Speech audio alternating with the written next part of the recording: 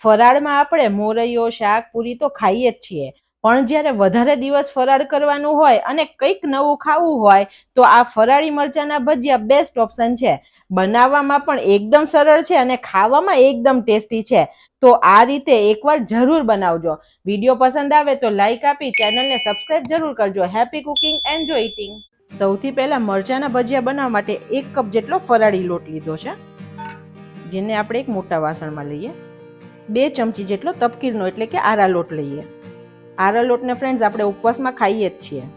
1/4 ચમચી જેટલું સિંધા લૂણ એટલે કે ઉપવાસનું મીઠું લઈએ છીએ અને 2 પિંચ જેટલો મરી પાવડર એડ કરીએ. બધું આપણે એક વખત સરખું મિક્સ કરી દઈએ. અત્યારે 1 કપ જેટલું પાણી લીધું છે. હું બેટર બનાવીને કહું કે મેં કેટલું પાણી વાપર્યું. થોડું થોડું પાણી એડ કરી અને આપણે લમ્સ વગરનું બેટર બનાવવાનું છે. આ બેટરને આપણે એકદમ ઢીલું નથી કરી દેવાનું ફ્રેન્ડ્સ, નહીં તો તે મરચા પર કોટ જ નહીં થાય. ફ્રેન્ડ્સ, જ્યારે આપણે 4.5 મહિનાના એકટાણા કરતા હોઈએ અથવા આખો શ્રાવણ મહિનો એકટાણા કરતા હોય ને, ત્યારે આપણને ક્યારેક અલગ આઈટમ ખાવાની ઈચ્છા થાય તો આ મરચાના ભજીયા બેસ્ટ ઓપ્શન છે.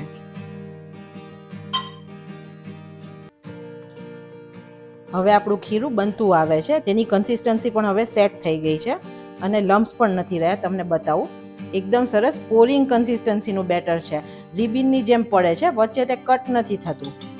અત્યારે મારે બેટર બનાવવા માટે લગભગ બધું પાણી વપરાઈ ગયું છે. જે માપે લીધું હતું તે બેટરને આપણે રેસ્ટ આપીએ. આપણે ભાવનગરી મરચાં આવે તે 200 ગ્રામ જેટલા લીલા મરચાં લીધા છે. આ મરચાં છે તે લાઇટ કલરમાં હોય છે ને તીખાશ થોડી ઓછી હોય છે. બીજા જેવા મોટા મરચાં આવે છે તે એકદમ ગ્રીન કલરના ને એકદમ કડક છાલના હોય છે. તે ખૂબ જ તીખા હોય છે. તમે તમારા ટેસ્ટ પ્રમાણે મરચાં લઈ શકો છો, પણ હંમેશા જ્યારે ભજીયા બનાવવા માટે મરચાં લઈ ત્યારે થોડા મોટા લેવાના, જેથી સ્ટફિંગ સરસ કરી શકીએ. મરચાંને આપણે 2 થી 3 વખત પાણીથી ધોઈ અને સરસ કોરા કરી લીધા છે. 3 નંગ બાફેલા બટેટા લીધા છે, જેની આપણે છાલ કાઢીએ. બટેટાને આપણે મેશ કરી દઈએ.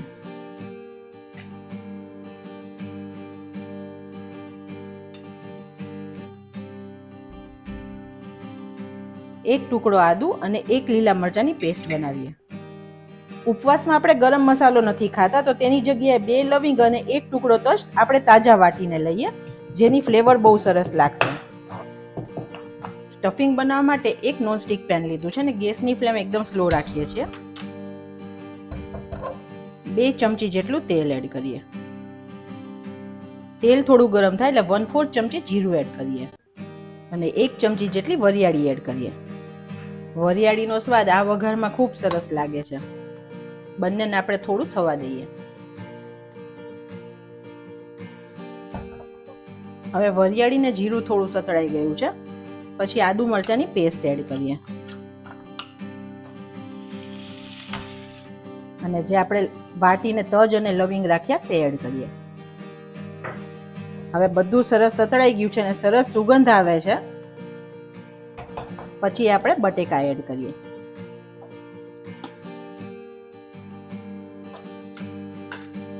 ¼ ચમચી જેટલું મીઠું એડ કરીએ છીએ, જે ઉપવાસનું મીઠું છે તે. 1 પિંચ જેટલો મરી પાવડર એડ કરીએ. 1/4 ચમચી જેટલો આમચૂર પાવડર એડ કરીએ છીએ, જેથી ખટાશ અને ગળપણ બંને સરસ લાગે. અને 1 ચમચી જેટલી ખાંડ એડ કરીએ છીએ. ફ્રેન્ડ્સ, આમાં બને તો લીંબુનો ઉપયોગ ઓછો કરવાનો, જેથી સ્ટફિંગ આપણું થોડું સરસ કડક બને. નરમ સ્ટફિંગ હશે તો મરચામાં ભરતા સરખું નહીં ફાવે.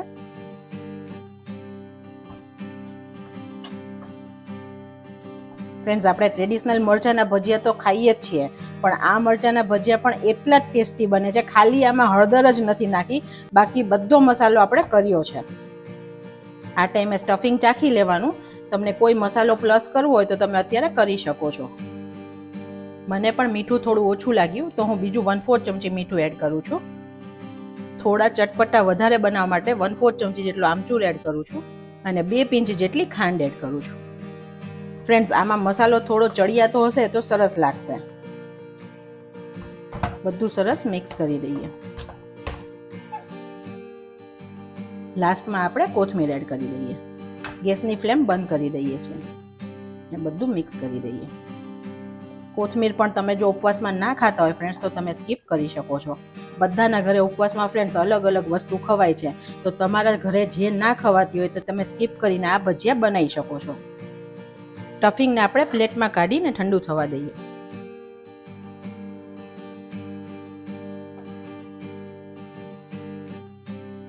હવે મરચાંને આપણે કટ આપવાના છે, તો વચ્ચેથી ક્યારેય કટ નહીં આપવાના, નહીં તો મરચું ભરતી વખતે તૂટી જાય.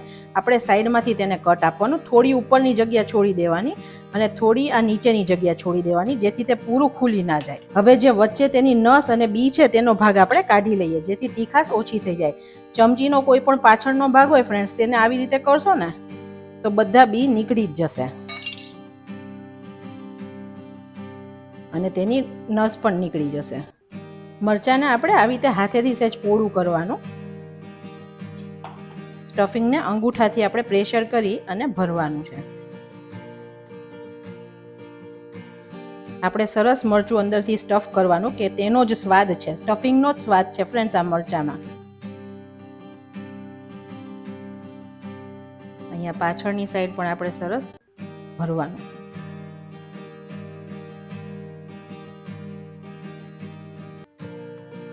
સરસ મરચું આપણું ભરાઈ ગયું છે. આવી રીતે બધા મરચાં આપણે રેડી કરીએ. બીજી સાઈડ આપણે તેલ પણ ગરમ થવા મૂકી દઈએ. બેટરને આપણે ખોલીને ચેક કરીએ.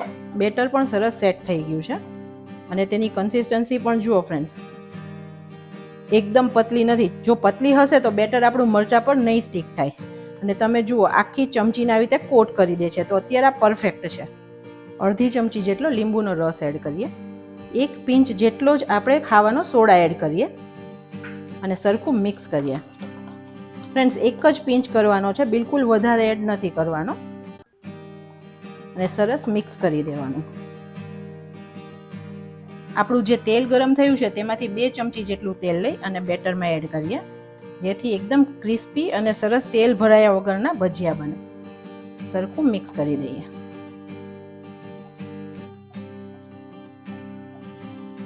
સરસ આપણું બેટર ફૂલી પણ ગયું છે. તેલની ગેસની ફ્લેમ આપણે થોડી સ્લો કરી છે. હવે આ બેટરને આપણે આવા એક ગ્લાસમાં ભરીએ, જેથી આપણે સરળતાથી ભજીયા બનાવી શકીએ. થોડો લાંબો અને ઊંચો ગ્લાસ હોય તેવો લેવાનો. આપણે મરચાંને આવી રીતે બેટરમાં કોટ કરવાનું છે. 2 થી 3 વાર ડુબાવવાનું અને વધારાનો લોટ આવી રીતે થોડો પડી જવા દેવાનો અને પછી મૂકવાનું. ગેસની ફ્લેમ અત્યારે થોડી સ્લો રાખી છે. બીજું મરચું આપણે તેવી જ રીતે ડીપ કરવાનું. વધારાનો લોટ પડી જવા દેવાનો.